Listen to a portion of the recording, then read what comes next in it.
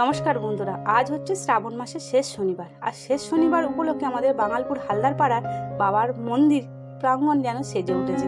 প্রত্যেক বছরের তুলনায় এই মন্দির প্রাঙ্গণটা বেশ সারা শ্রাবণ মাস জুড়ে বেশ একটা অন্যরকম পরিস্থিতি থাকে। বেশ লোকজনের আসা পুজো আচ্ছানে প্রত্যেক শনিবারে হয়, কিন্তু শ্রাবণ মাসটা হচ্ছে বাবার বার, তাই শ্রাবণ মাসটা এলেই বাবার ভক্তরা প্রচুর আছে। তাই এখানে প্রত্যেক শেষ শনিবার প্রতি বছর তুলনায় এবছরে সন্ধ্যের সময় ভোগ খাওয়ার আয়োজন করা হয়েছে। আর প্রতি বছরের তুলনায় এই বছরের মন্দির খুব সুন্দরভাবে সাজানো হয়েছে। আর সকাল থেকেই পুজো পাঠ শুরু হয়ে গেছে। আর যার কারণে শেষ শনিবার আর প্রথম শনিবারটা প্রচুর ভিড় থাকে।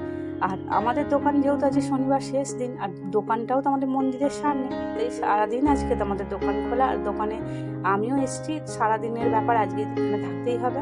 তাই দোকানে যাওয়ার পথে আগে বাবার কাছে এলাম, এসে একটু ধূপবাতি জ্বেলে দিলাম।